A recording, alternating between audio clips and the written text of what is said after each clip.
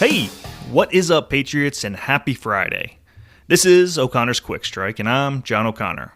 3 stories the mainstream media won't cover, or will completely twist beyond recognition, delivered in roughly 15 minutes or so.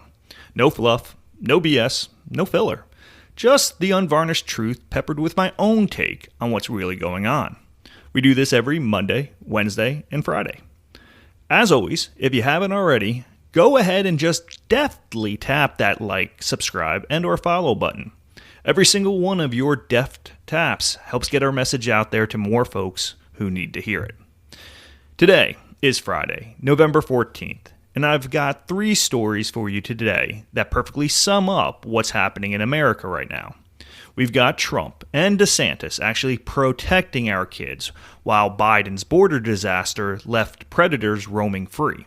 We've got an activist judge trying to release hundreds of detained illegal aliens because, get this, ICE didn't have warrants. And we're closing with Eric Swalwell, Mr. Trump is a criminal, getting referred to the DOJ for mortgage fraud. Let's get into it. 3. Yesterday, DHS Secretary Kristi Noem held a press conference in Florida and announced something that should make every parent in America breathe a little easier. ICE just wrapped up a 10-day operation in Florida that resulted in the arrest of over 230 criminal illegal aliens, including 150 sexual predators who targeted children. Let me say that again. 150 illegal alien child predators arrested in one operation. They're calling it Operation Dirtbag. And Patriots, that name couldn't be more fitting. Secretary Noem didn't mince words. I call this Operation Dirtbag because these individuals were not just sex offenders. They targeted children. Some of these charges include sexual assault, battery, attempted homicide. These 150 illegal aliens will be gone and off our streets. This operation ran from October 25th through early November, and it was a joint effort between ICE and Florida law enforcement under Governor Ron DeSantis. This is what happens when you have a governor who actually gives a damn about protecting his citizens and a federal government willing to do its job. Let me give you some specifics on who they caught, because the mainstream media sure as hell won't. Sergio Carnero, a 63-year-old illegal from Cuba, convicted of fondling a child. An immigration judge ordered him deported back in 2017. That's 8 years ago. He was still here. Victor Julio Silva Diaz, a 26-year-old from Venezuela, convicted of aggravated criminal sexual abuse of a child under 13 years old.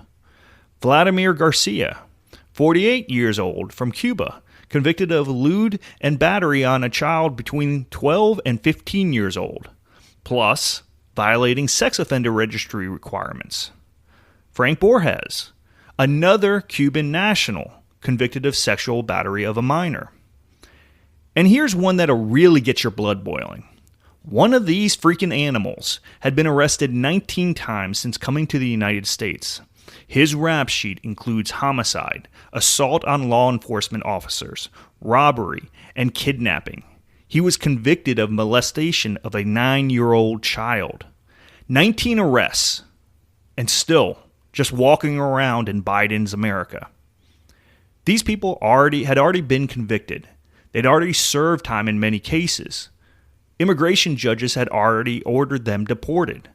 But under Biden's catch and release insanity, they were just here, living in our communities, near our schools, near our children. ICE Deputy Director Madison Sheehan said it best. Thanks to Governor DeSantis' leadership, we have been able to set the tone for the nation of removing the worst of the worst. And here's the thing. Florida has become the model for how this should work. They've gotten over 335 agreements with local law enforcement through what's called the 287G program, which gives state and local officers immigration authority to work with ICE. You know what that means? It means when a local cop in, say, Tampa or Jacksonville arrests someone and finds out they're here illegally with a criminal record, They can just do something about it instead of just cutting them loose. Secretary Noem said they're going to replicate this model across the country. She specifically called out sanctuary cities, saying they advertise themselves as safe havens for criminal illegal aliens. You know what she's talking about. Chicago, New York, Los Angeles, all these Democrat-run cities that would rather protect illegal alien criminals than protect American children. The contrast couldn't be clearer. Governor DeSantis welcomes ICE with open arms. Meanwhile, Illinois Governor J.B. Pritzker and Chicago Mayor Brandon Johnson are fighting ICE every step of the way, calling enforcement operations un-American. You know what's un-American? Letting child molesters walk free because you're more worried about your political brand than protecting our kids. Here's the bottom line. These 150 predators are off of our streets because Trump put people in charge who actually care about enforcing our laws, and because DeSantis created an environment where federal and state authorities can work together. 2. Now let me show you the flip side. While we got ICE doing the hard work of catching criminals, we've got federal judges trying to undo all of it. On Wednesday, Federal District Judge Jeffrey Cummins in Illinois indicated he's going to order the release of over 300 illegal aliens who were arrested by ICE. His reasoning? They were arrested without warrants. Let me walk you through this insanity. Judge Cummins held a hearing on a lawsuit filed by, surprise, surprise, the ACLU of Illinois and the National Immigrant Justice Center.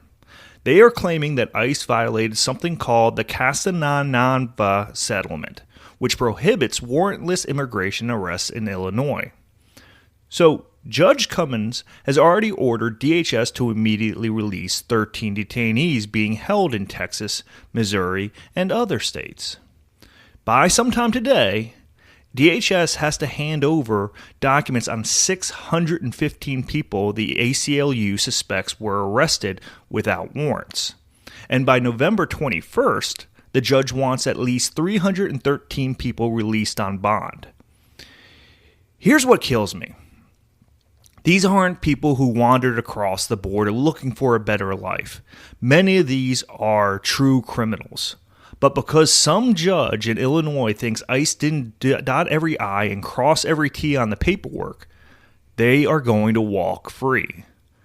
Mark Fleming, one of the ACLU lawyers, actually said at a press conference, all of the tactics of ICE have been unlawful in the vast majority of arrests. Really? The vast majority of ICE arrests are unlawful. That's the position we are taking now. This is what we're dealing with. Trump puts people in charge who want to enforce immigration law, and immediately federal judges, many of them appointed by Obama or Biden, start throwing up roadblocks. And here's the kicker. This could affect up to 3,000 illegal aliens currently in custody. 3,000! So let me get this straight. Operation Dirtbag arrests 230 criminal aliens in Florida, and that's great.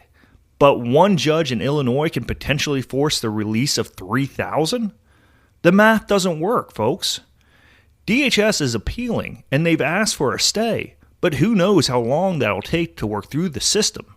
In the meantime, these people are either getting released or sitting in limbo. You want to know why immigration enforcement is so difficult? It's not just the border. It's activist judges who care more about procedure than outcomes. It's the ACLU filing lawsuits on behalf of people who have no right to be here in the first place. It's Democrats in places like Illinois creating sanctuary policies that tie the hands of federal law enforcement. The Castananva settlement that this whole case is based on, it's from a lawsuit claiming that warrantless arrests violate people's rights. Never mind that these are people who entered the country illegally. Never mind that many of them have criminal records. Never mind that they've already been ordered deported by immigration judges. No, what matters is that ICE didn't have a warrant when they picked them up. This is the kind of legal gymnastics that makes regular Americans want to pull their hair out. Judge Cummins is essentially saying, I don't care if someone is here illegally. I don't care if they've committed crimes. If ICE didn't have the exact right piece of paper at the exact right time, they go free. This is judicial activism at its finest, or worst, depending on how you look at it. One unelected judge in Illinois is making immigration policy for the entire country because he thinks ICE's procedures weren't up to his standards. Meanwhile, the people who actually have to live with the consequences, the communities where these illegal aliens will be released, don't get a say. The good news is that DHS is fighting this. They are appealing.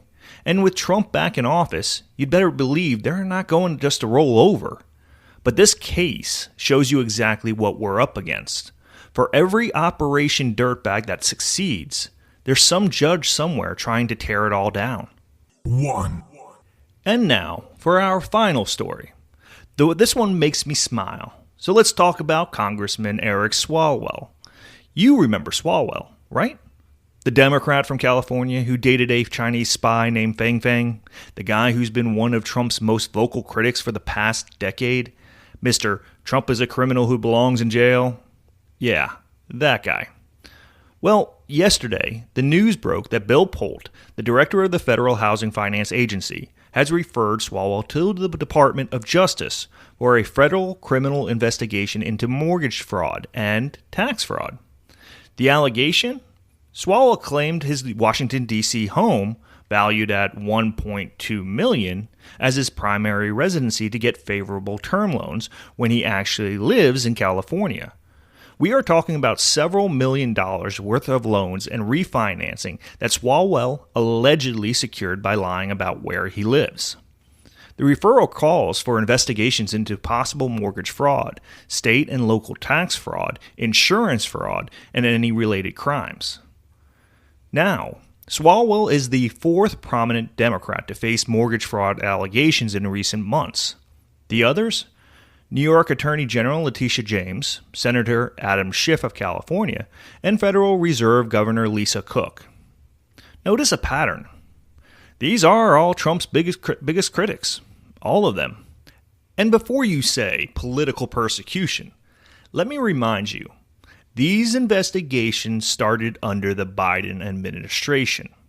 The FHFA has been looking into mortgage fraud for years.